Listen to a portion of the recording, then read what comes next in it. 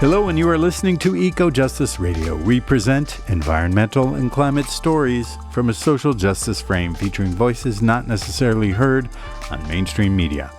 Welcome, I am Jack Eit. On today's show, health, culture, and the high cost of geothermal in Hawaii. Host Carrie Kim will be interviewing Terri Napeahi, Native Hawaiian and founder of the Keaukaha Action Network in Hilo, Hawaii. Terri Napeahi, raised in her Keaukaha Hawaiian homelands, began her community advocacy after hearing that Hawaiians hold the highest percentages of health, income, and welfare disparities in their own home. She has a BBA in Business Administration from the University of Hawaii at Hilo College of Business and Economics, and currently works as a planner in the Regulatory Division for the County of Hawaii Planning Department.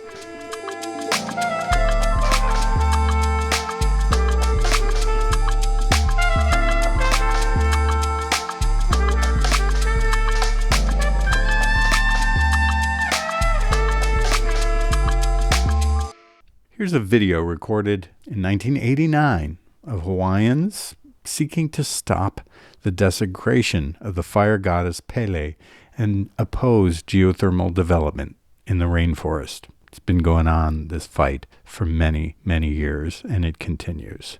The video comes from Hawaiian Voice. If you're a Pele practitioner, or whether your family believes in Pele because of the same tradition, or whether you're a hula dancer and perform those chants or dances to her, you need to come out, you need to come in the open, you need to take a position, you need to influence your families, you need to influence your friends and your communities to support the claims of those who live closer to Pele, next to Pele, have always had this tradition to Pele, have not lost it. So it's my appeal as a kumuhula to other kumuhulas who are out there and who utilize these kinds of vegetation, who still have the practice of making your own leis or teaching your haumana how to make their own leis, and teaching your haumana the connection of these vegetation to the different deities of the hula. It's my appeal to you as teachers to replant or to malama, to take care of these things, the greenery of the forest, the greenery that is Hawaiian, so that our children that will come, the generation after us, will have these things. This energy of geothermal belongs to a deity. It belongs to a deity that has lived for hundreds of years and has been the only deity that has come down to us for many generations and is still very much alive, still very much visible, still very much worshipped and thought of and believed at all different levels and respected.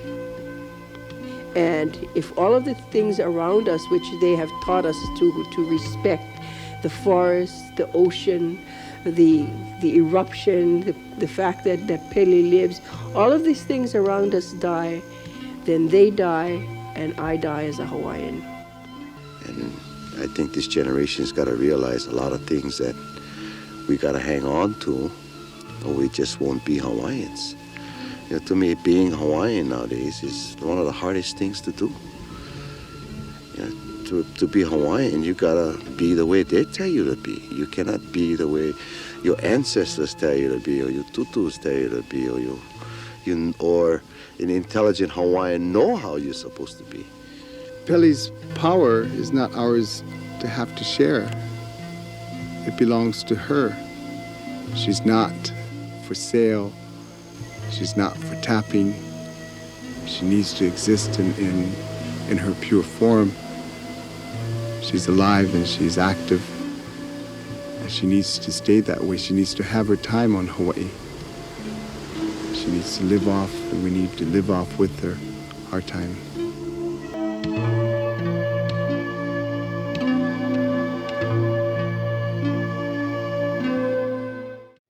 Aloha, this is Carrie Kim.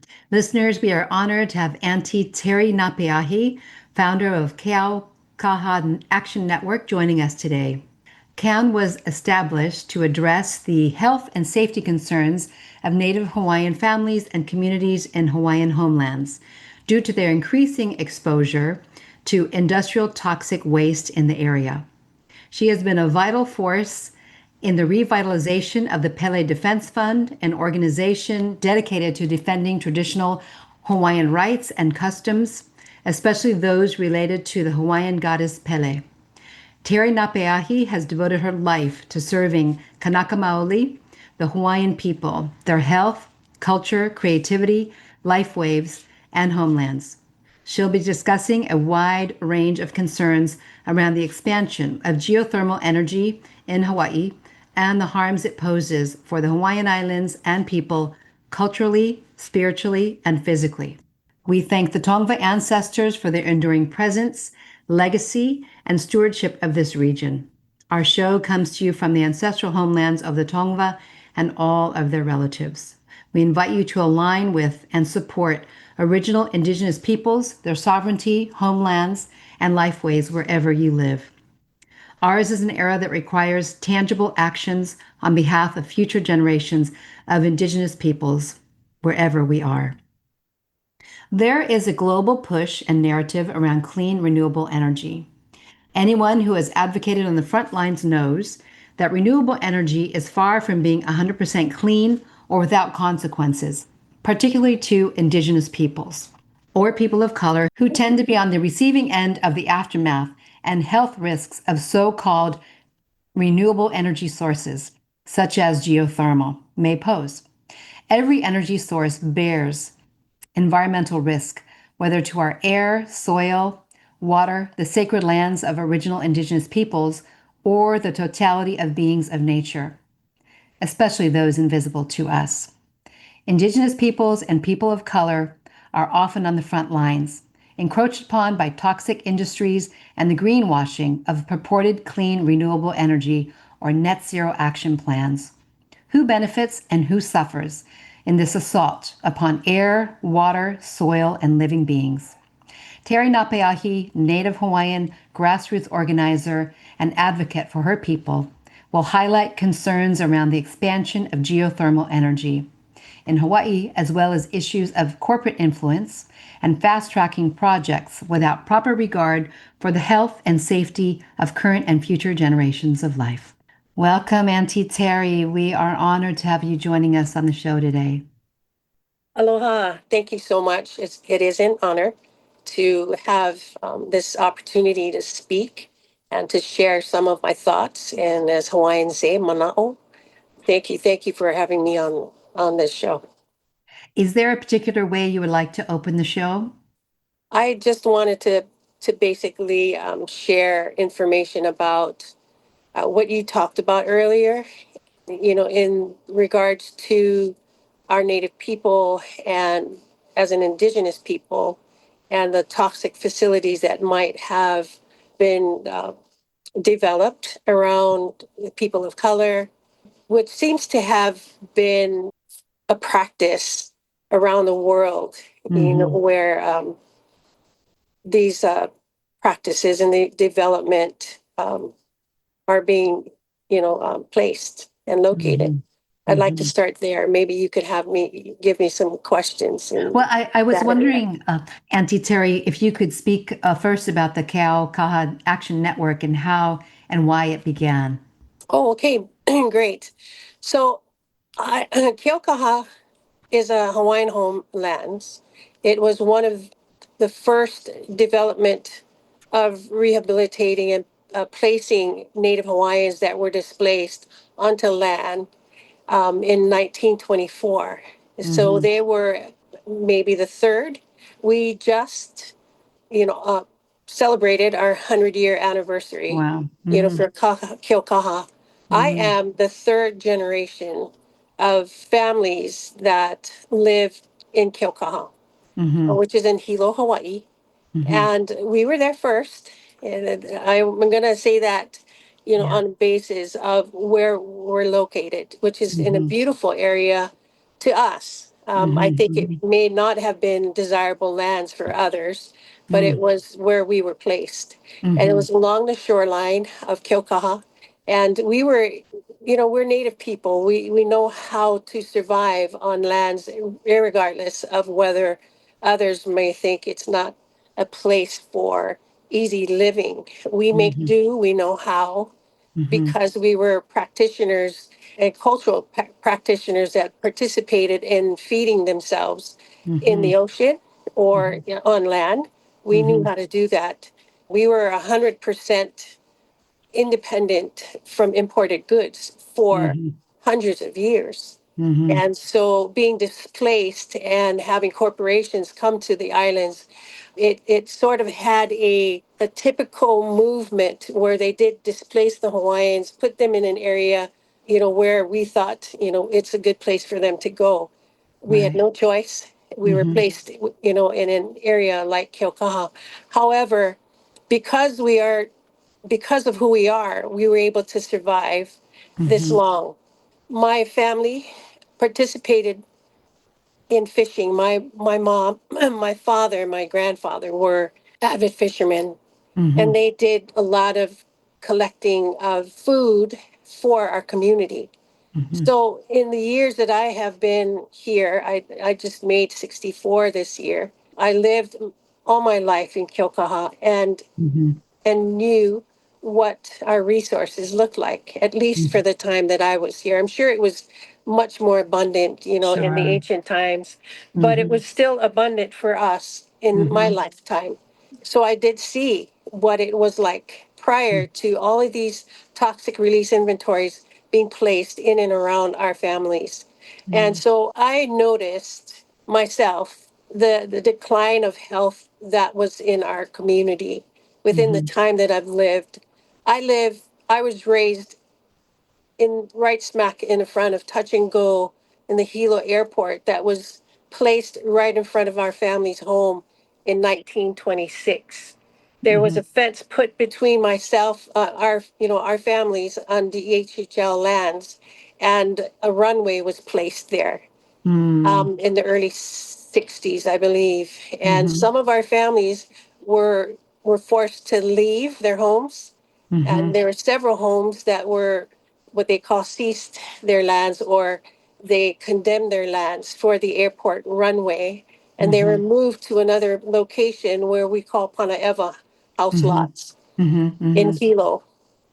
And so that was something that I had to live with, and that was the toxic fumes of the airport. Sure. And, taking off, coming down, taking off, coming down daily, 24/7. And we could tell you what flights were coming in just by the sound of their jet. And so that was something that I grew up with my entire life. And I Wow. noticed that on my street alone, there was at least one member of a household that passed of cancer, my brother included. He passed at the age of 39 with cancer. And, that kind of triggered, you know, my, this is unusual. And so went and thought of getting a study done to see if there were cancer clusters, if there was a high cancer morbidity rate in Keaukaha. I am still trying to do that. But what I first had to do was to identify what could be the culprits for this. Right. And so I went to Native Hawaiian Legal Corporation to see if that's something that they could help me with. And the first thing they did answer me with was, you're going to have to prove that that is something that is related to the cancer clusters that you might find. Yeah. So that started my endeavor. The And so potential. Mm-hmm. what I did was I looked online for environmental justice programs that I could use in my community to find and research data that could help us get close to the cancer clusters that I believe is really high in Keaukaha. So I used what they call ground truthing. It was something that was done by in the LAX airport, Uh-huh. and so followed that program, environmental justice program called ground truthing, and that started in 2013. I wondered, we want to also honor the legacy of Pele Defense Fund, which you are, vitally involved in. And listeners may not know how it inspired greater protection of rainforests the world over. I wonder if you could speak a little bit about the history of Pele Defense Fund. Sure. I met Palikapu Deadman, who is the president of Pele Defense Fund. Everyone knows him to be a legend because of what he did to save one of America's only lowland rainforests in America that was being threatened by several geothermal projects on the rift of Puna, which is on the rift of a volcano. And so their first push for this geothermal projects started in the early 80s. It started with scientists. I'm going to give you their names because they started off with doing some exploratory drilling to look for thermal studies for subsurface thermal testing so that they could identify the best spots for geothermal development. Right. And so Palikapu Deadman did take the lead in this project in the early 80s. I happened to live in Puna at that time. I was married and raising my children there, which was in Leilani Estates and not too far away from HGPA, a geothermal plant that was placed not less than quarter mile away from my home at Wow. the time in the early 80s, in 85, 86. And my in-laws lived even closer to that plant. And so because of the push, this was a state push for geothermal projects. Their plan was to do 25 geothermal plants on the Rift of Puna Wow. to generate 20 megawatts of power and hook it up to a cable to take it all the way to Oahu. And that's what their plans were at the beginning of the early 80s. Yeah. Yeah, go ahead. Oh, go ahead. No, and then so I know, because the actions of Pele Defense Fund, that was stopped, yes? Or maybe you can tell. Yes. At the time, Palikapu Deadman was asked for help. The first geothermal plant was being proposed at the volcano community. And so he did help them. It was near what they call now Pu'uo'o Vent. And Pu'uo'o Vent blew up right in the middle of one of their court cases against one of the geothermal companies that was going to be developed in Kaha'olea. And right in the middle of their court cases, Pu'uo'o Vent blew up and just covered the entire Campbell Estates, inundated with lava. So that ended that project. Right. But that continued. There were other projects already being moved. The county of Hawaii set aside subzones for geothermal plants in the middle of agricultural lots so that they could, have these geothermal plants done. When they moved, because of this inundated project with lava, they moved and they did an illegal swap of Campbell Estates, and the state swapped lands in a lowland forest called Vaukele Opuna. And that is when they they dozed 29,000 acres. Or was it Wow. 29 acres? Not 29 acres, not thousand. I'm sorry. Still a Where lot. they did drill a pad and they did create a reservoir for the brine that was used to receive all the chemical that gets regurgitated from a drilling. So this is when the community started to push back. We had Pele Defense Fund in court. It was Pele Defense Fund versus Patty. I think that's a very important court case that everyone should look at because Pele Defense versus Patty did allow Hawaiians to practice their culture and their spiritual practices in any ahupua'a or district of the state of Hawaii, and not only the people that live in Puna, the people that live there could participate in gathering rights of that forest. But it Yes. was amazing because the push was so huge that students from the mainland came during their spring break. About 4,000 of them came to help save the Mm, rainforest at that time. And so they had at least 4,000 people strong mm, mm-hmm. protesting in the forest. And they were Wow. able to stop all of this, project that they had at Puna. Mm-hmm. They also had at least 141 people arrested, one of the largest arrests ever done in Hawaii. Wow. And they managed to stop this project.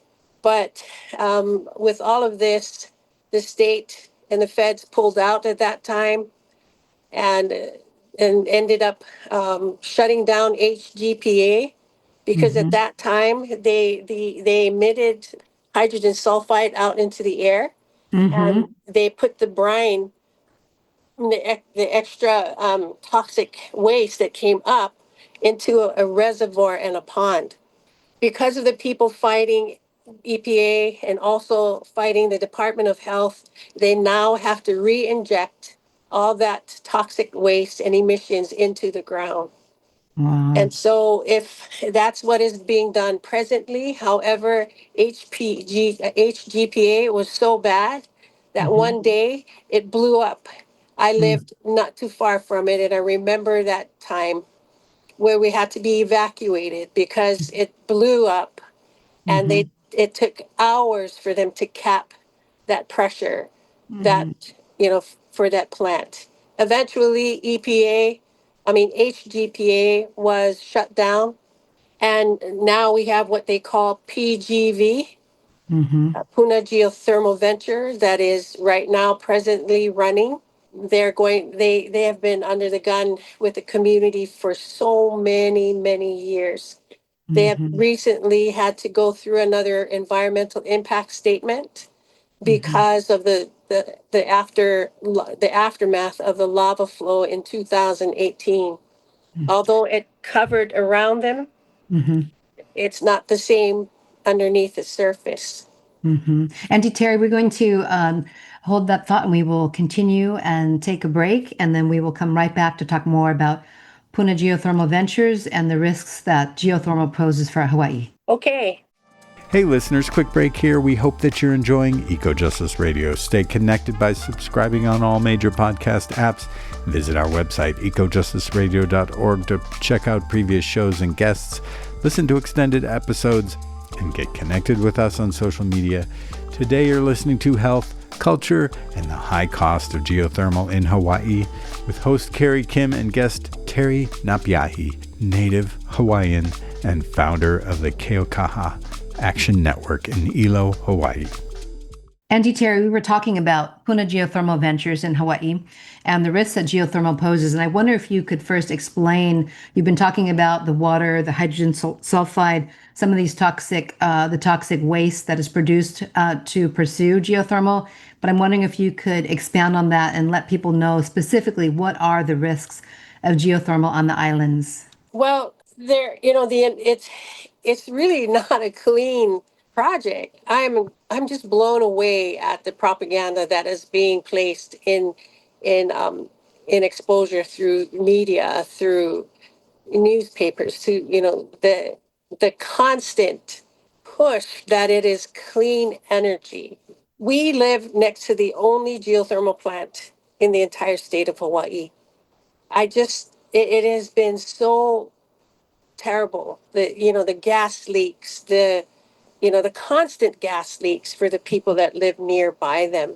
And the fact that they have to constantly re-inject what they drill, and they need lots and lots of water. They have, it's just the chemicals and the toxins that do come up from, these geothermal plant. For that particular geothermal plant, it's owned by Ormat, Mm-hmm. Israeli company, and it's just not been clean for us, and we keep saying that it's not clean.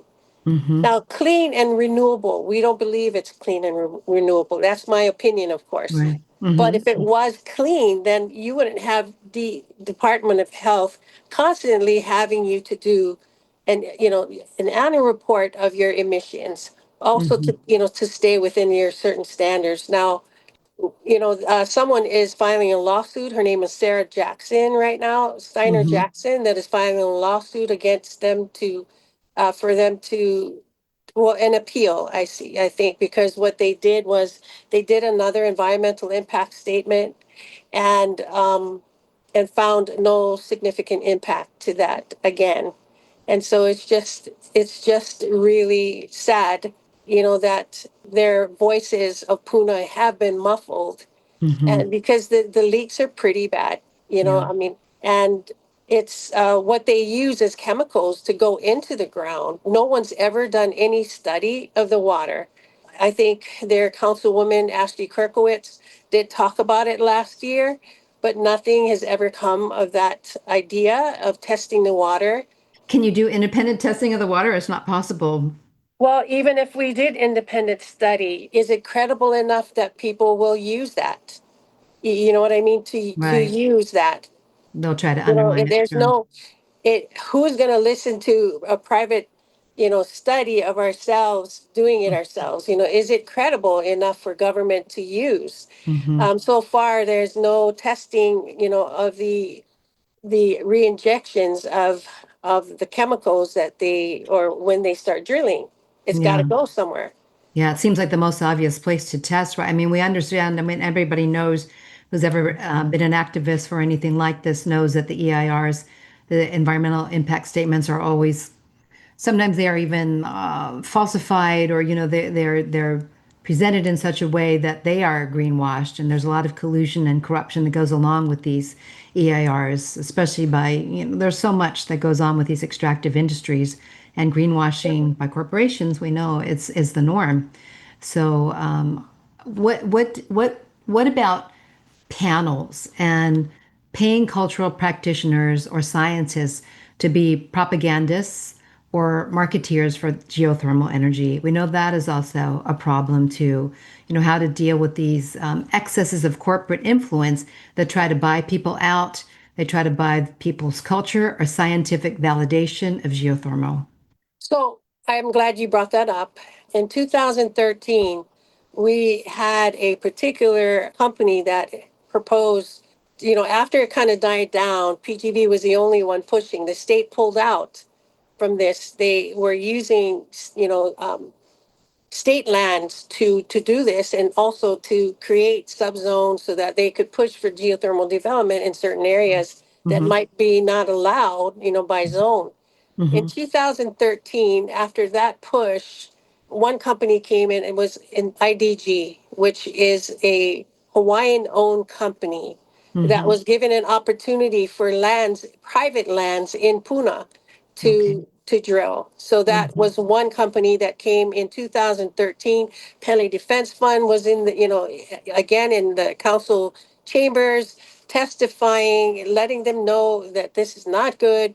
But only this time it's a little different because the one particular owner of this company was there at the push of Pele with Pele Defense Fund Mm-hmm. at the time, the first push in the 80s. And now they're Mm-hmm. saying that, Tutupele was desecration then, and now it's okay because it's a Hawaiian that's, Oh. Mm-hmm. proposing this, it's a gift now from Tutupele.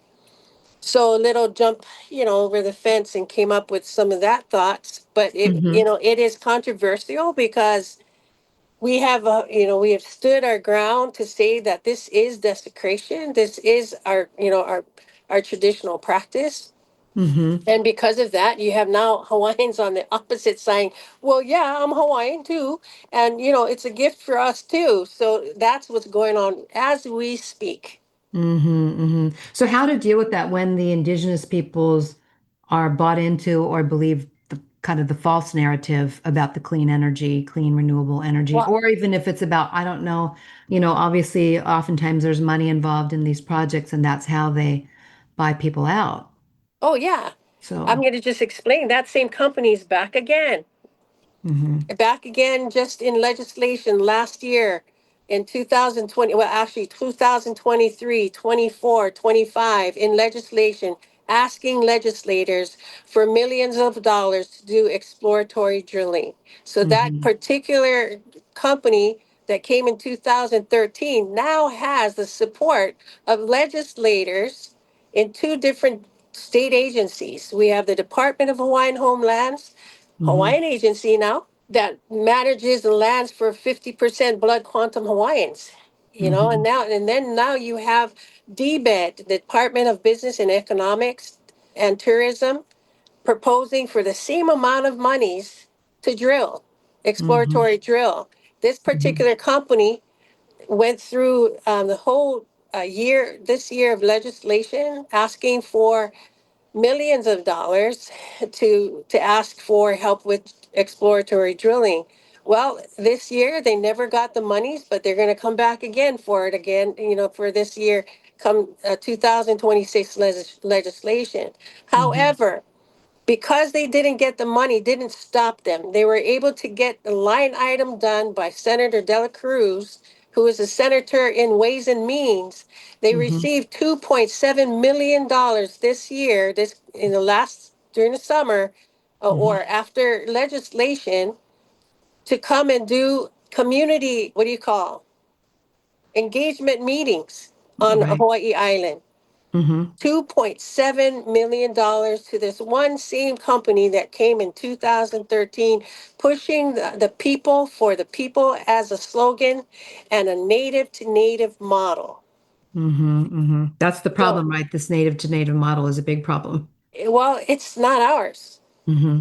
Native to native model it's a New Zealand concept. Okay, New Zealand people, I get it that they want to have control of their utility companies. I get that, but Tutupele is here, not in Aotearoa. So to us, they should cease and desist their push and not support the desecration of Tutupele on our moku, because Tutupele is still flowing actively as we Right. speak. Right. She is our deity. We have honored her for centuries. So you're coming here to now tell us that it's okay because it's your native to native model. So our Hawaiians from this one group went to Aotearoa, learned about it, came here, and is now pushing this native to native ideal. But it is not their deity. It is ours. Right.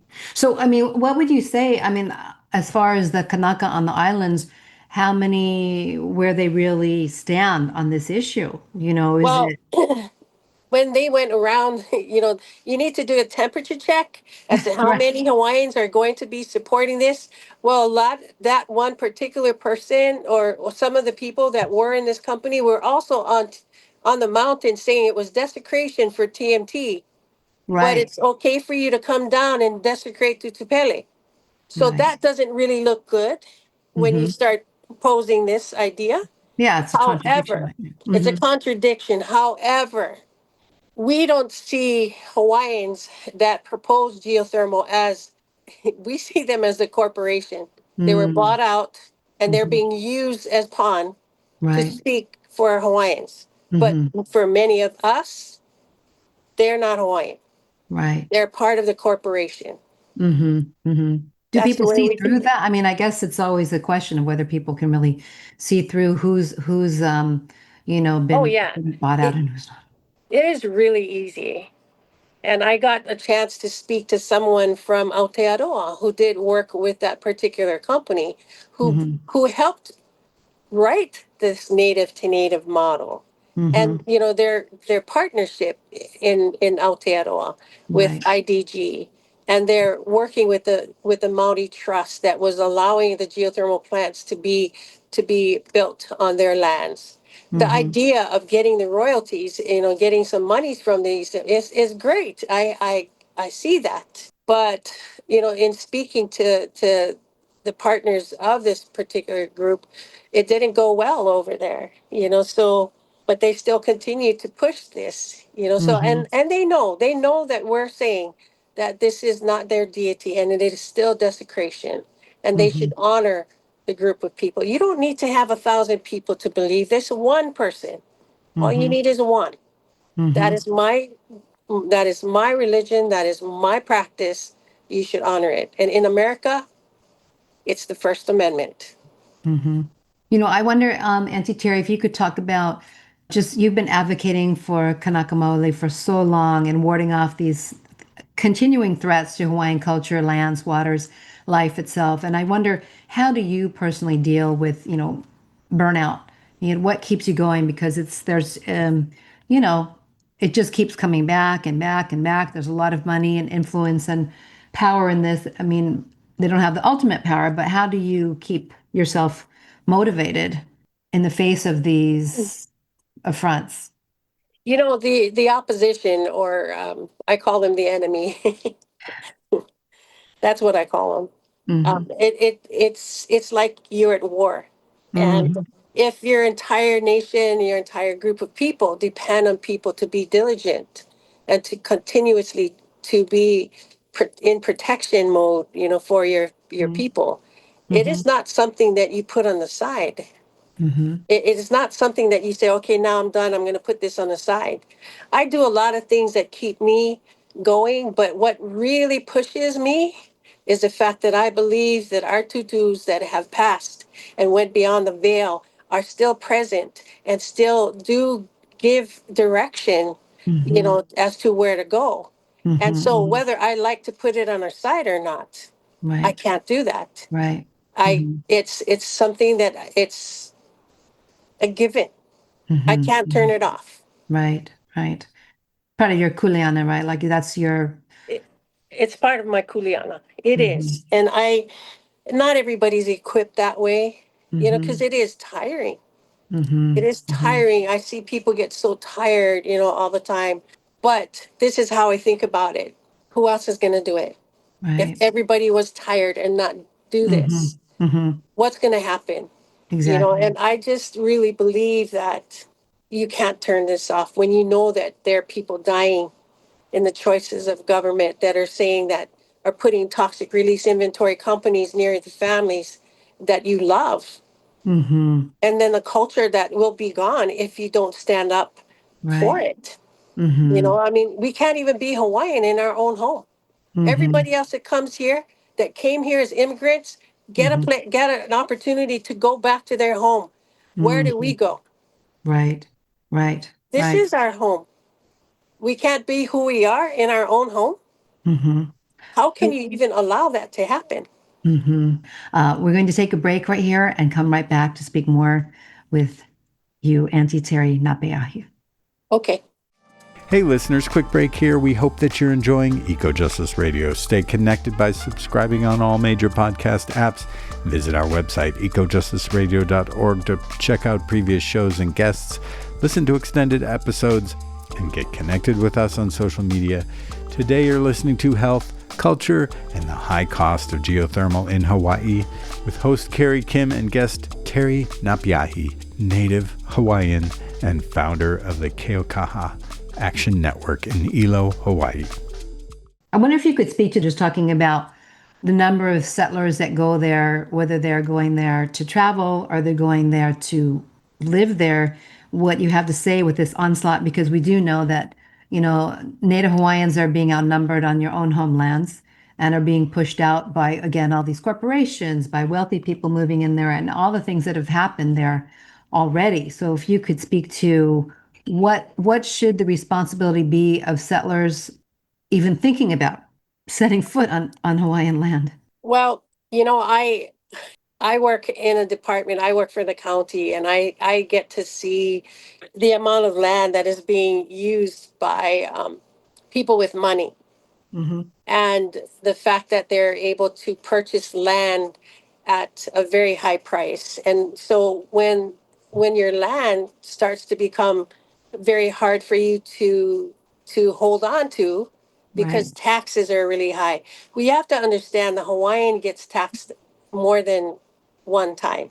The Hawaiian gets taxed several times. Not only do we get taxed, from we get taxed from the county, we get, what is that? taxation is hard for our people, to however, and this is what I'd like to tell people that live in the mainland that are Hawaiians. I don't like to hear price out of paradise, because to me, Oh. yeah, when they say price out of paradise, to Mhm. me, that's, I'm sorry. Why won't you come here and stand for your lands and your rights? Because that's what we need. We need that to happen, Right. to be able to fight for the lands that are yours. Mhm. Mhm. The lands Right. are not anyone else's but yours. Mhm. Do you see that happening? I mean, I know you just talked about that price out of paradise, but do you see more Kanaka realizing that unless they do go back and do stand for the homelands, that's what's at risk? Oh yeah. Oh yes. But I also have something I want to say about the census of Hawaiians. Okay. So the census of Hawaiians are being looked at as Native Hawaiians, as it's looked at by the blood quantum. 50 Yeah. Hawaiian, 50% Native Hawaiians. If Yeah. you were to take that away, you would have more Hawaiians on the census.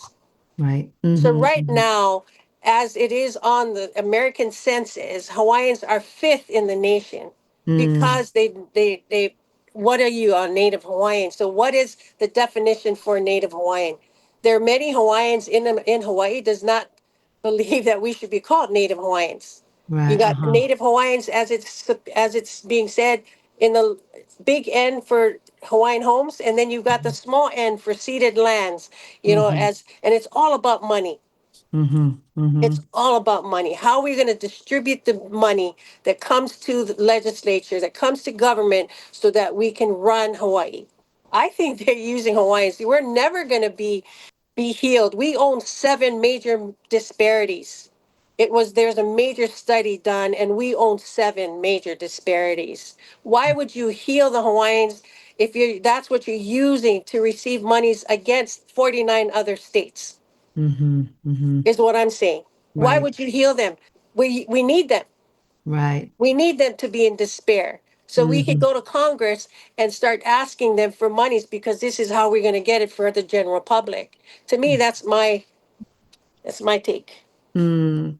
I wonder, Auntie Terry, you had mentioned that you just being of a particular generation. What is your hope for future generations of Kanaka, Native Hawaiians now? And just are there people also younger than you that are taking up the mantle, picking up the torch for the Hawaiian people as you have carried for a long time? Yes, I'm not doing this for the people that are older than me or kupuna. No, Mhm. it is for seven generations. It's for my mo'opuna. I Mhm. want my ma'upuna not to have to go through the things that I did. Not to say that our families didn't try. I Right. had a grandmother that was the commissioner for 8 years under Ariyoshi, Judge Governor Ariyoshi, Mm-hmm. and fought the same, Mm-hmm. holding signs, because she knew that they were going to do something that Right. was going to impact our people. Mm-hmm. But I have someone else that has taken the torch for Keaukaha Action Network. She's Mm-hmm. a younger generation. In fact, I believe she's a millennial. And Mm-hmm. so now we have millennials coming up to the plate, Mm-hmm. and saying their piece, taking sovereignty, taking the idea of challenging the law. Mm-hmm. And that's the only way we're going to do it. Right. Yeah. The generational, intergenerational, yeah, strength. I was wondering if farming and your own artistry and the way that you have been advocating for so long for Hawaiian artists, one of the ways that you restore and regenerate your own self, to help yourself continue to be a resilient kia'i protector. I originally started with the arts in my endeavors, the health and the arts. Mm-hmm. And I went to college to get my business degree, my carpentry degree, and got my bachelor's in business. But all the professors knew what my plans were, and that was to raise the self-esteem of our people. And to me, that the arts was one way to do it. I could do it Mm-hmm. as proposing authenticity in the arts. And so years ago, started the push for an all native Hawaiian art gallery, and to to start producing products that were made by Hawaiians. Mm-hmm. I got challenged, at the beginning saying, wait a minute, that's racist. And I said, no. Wow. And I said, no, it's a business niche. Mm-hmm. I says, you have artwork that is being posed as native artwork at ABC store. And if you lift it up, it says China or Indonesia. Right, exactly. They're not Right. made. So, I mean, how can you say I'm being racist? I'm Yeah. just doing better marketing, right? I Mm-hmm, have a right. product that is authentic. Yes, So that exactly. is how I started, and that was by pushing, our Hawaiians to share their talent and to learn what it's like to feel great about who you are through the arts, because no Mm, one can tell you you're wrong or right in right. artwork. Mm-hmm, However, there's controversy with that too, because there are a lot of people, Hawaiians, that don't believe that doing replicas of keys or replicas of our traditions is proper, mm, because it's a religious, right. controversy. So, very learning opportunity for me to take that endeavor with authentic products. So I did a plan to take products in different areas. One was the arts and one was the food. And Mm-hmm, so I decided to try to see if I could do authentic foods like the mm-hmm, traditional imu. And I did have a federal FSIS establishment where I did have inspectors come to my mm-hmm, plant to right. watch me package Kalua pig. And I Mm, had it in all the stores, and I had a distribution company that took my product. And it mm-hmm, was it was amazing, because I was the only in the world certified emu company that could put food in the store. And I mean, to also to be to challenge and compete with what's already in the store. People are right. so used to taking the one that is in the oven with liquid smoke, Mm, and so, but there were so many people that appreciated, authentic emu cooked kalua. You sure. can't, you can't duplicate Compare. that. Can't You compare. cannot Sure. do Yeah. that. Yeah. The flavors and the labor that Mm-hmm. it takes to get kalua.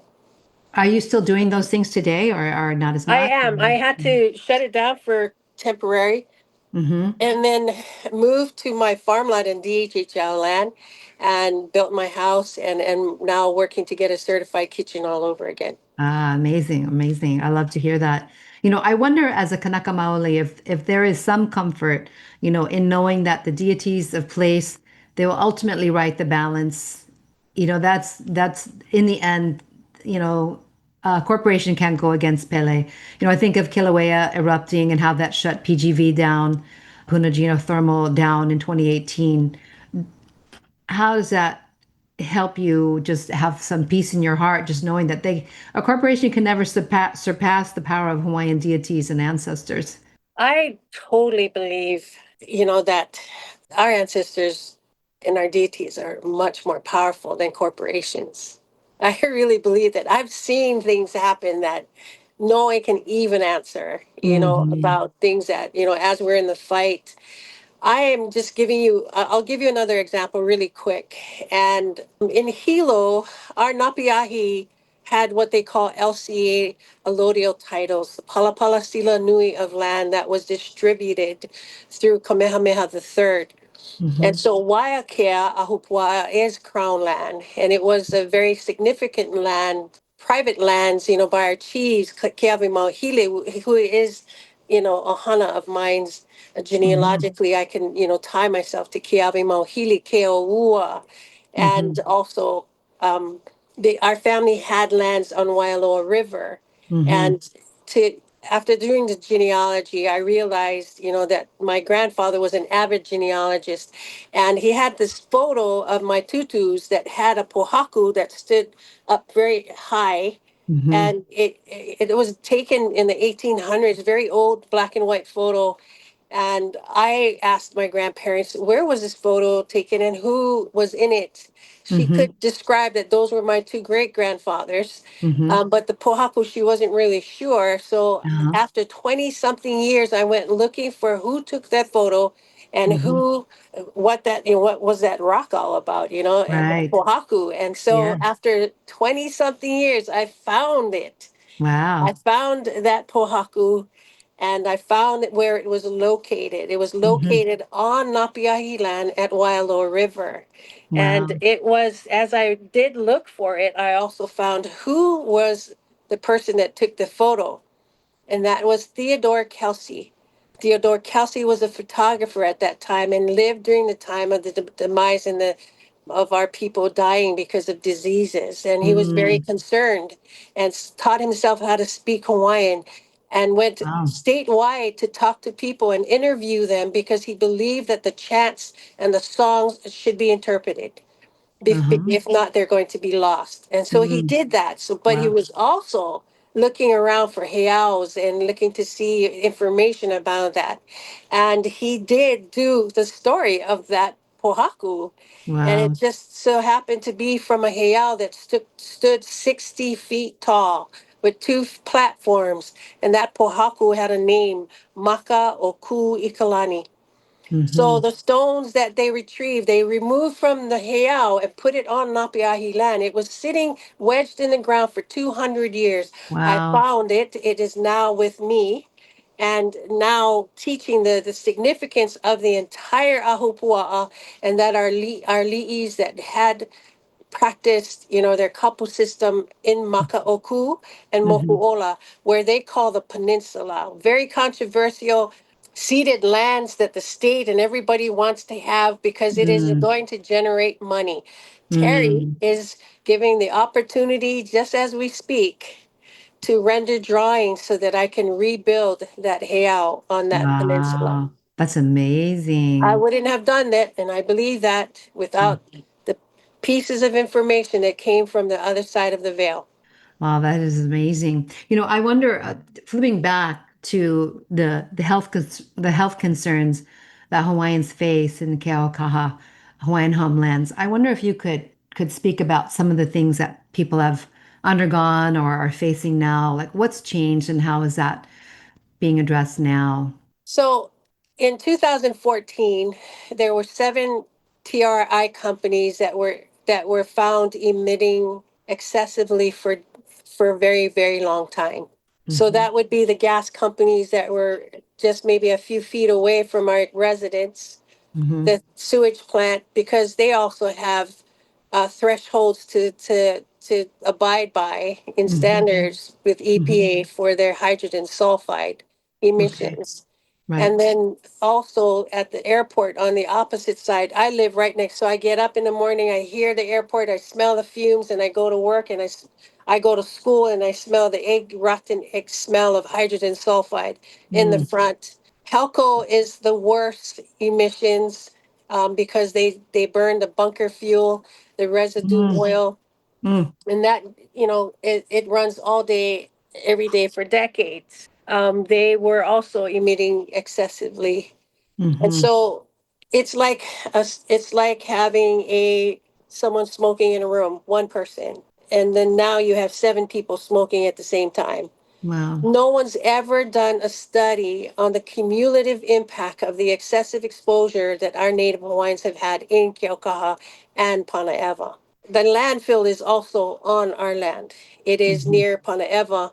Our house, our farmers and our residential people that live in Panaeva. Hmm. Across of the runway is the landfill.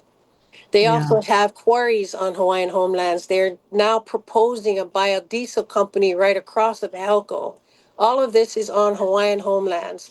All the toxic tanks, storage tanks of gas is in Keaukaha. If there was a devastating tsunami or hurricane, Hmm. everybody kind of felt the brunt of the devastation of the lava flow. If it Hmm. ever happened in Keaukaha, the whole entire island would be shut down because Wow. we hold and store on our near our lands all the gas fuel, all the gas, liquid gas, the harbor imports. If that was to get shut down, no imported goods Hmm. to the Hmm. entire island. Wow. And so, what can we say? Right, right, right. It's like adding insult to injury. It's one thing, then another and another, another. But Oh but yeah.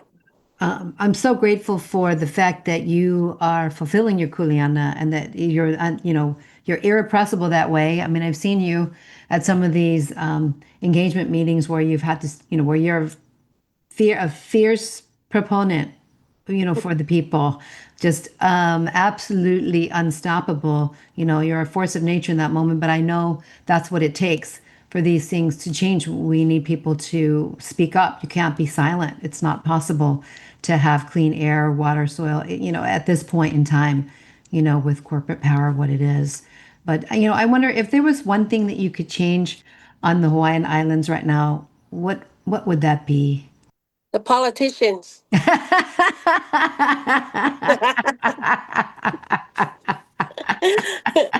That's what I would change. Yeah, it's a good beginning. Auntie Terri, thank you so much for coming on the show and for all that you stand for, all that you have been giving and standing for community for decades, many, many decades of commitment to the Hawaiian people. And I'm wondering if you could share how people can stay in contact with what you're doing and so they can learn more about how ways that they can also support advocating for Kanaka Maoli and against these encroachments and geothermal and for people to be aware. Well, different generations use different social media to Right. get things out. So I have children that are really savvy with Instagram and savvy with TikTok, which is the younger generation. They keep teasing me, Mom, you stay on Facebook. I use I use Facebook for and I have for since 2010. And I haven't done a website only because I'm not an organization that receives any kind of money. So everything that I Mhm. do is out of my pocket. Mhm. So when we do have things that we notify, it's word of mouth and it's by everyone sharing my posts and Mhm. invitations to our events or meetings, and it gets out pretty well. People hear about what they're watching, Mhm. so Mhm. somehow people get the word. Mhm. But you are on Facebook, right? Is there I am. I am. under I your am on name? Facebook under my name, Terri Napeahi. I do all my posts under Terri Napeahi. I have other posts for Keaukaha Action Network. I also have posts for Truth for the People that we recently put together. We're now proposing to have, not proposing, we're having another meeting for Truth for the People, and it's an advocate group of people coming together to create a space for all these organizations to come together on a panel, like Pele Mhm. Defense Fund, Punapona Alliance, Ah, okay. Kahukuna. So all I do is ask for a facility, Mhm. do the PowerPoints for them, have them speak, and then have Q&A in all the areas that, to educate the people. So I take the people from Puna who have lived their lives, next to a geothermal plant, take Palikapu Deadman, who has been fighting for cultural respect. And I just, kind of create the space for them to voice their opinion. Thank you so much, Auntie Terri, for being on the show tonight and for all of the ways that you stand for the Hawaiian people, the Kanaka Maoli, and we stand with you, and that we sincerely wish for Hawaiian sovereignty to be the way the Hawaiians want it. I do too. I Yeah, really do. to see that in our I have lifetime. really good friends that have been fighting that fight for decades. And now you have the younger generation that are being educated and standing firm. And I'm really proud of them. I really am. Well, they stand in the footsteps of the ones have come before and come before your grandmother, Deadman, all these people. And thank you for being that example for people Thank you to very continue. much. Yeah. I really appreciate this time. Thank you for letting me voice my, being on a platform for a voice. I'm sure that a lot of people would appreciate things that I've said. And I try to keep my opinion, less than the factual information. No, no, no. It's valuable to hear from you. We thank you so much. Thank you. Mahalo. Mahalo nui loa. Hey listeners, to check out our extended recording of this show or to explore our other shows, visit our website, ecojusticeradio.org, and subscribe to our podcast. This has been Eco Justice Radio and our show, Health, Culture, and the High Cost of Geothermal in Hawaii. Thank you to our guest, Terri Napeahi. And thank you to our listeners for joining us. Please connect with us on social media at Eco Justice Radio, SoCal 350, and Wilder Utopia. If you like what you've heard, you want others to be informed, subscribe and share the episodes.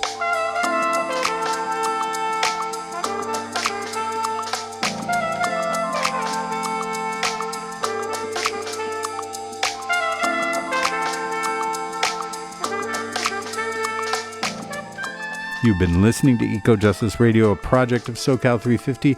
Executive producer and co-host myself, Jack Eit, co-host Carrie Kim, and engineer and original music by Blake Quake Beats.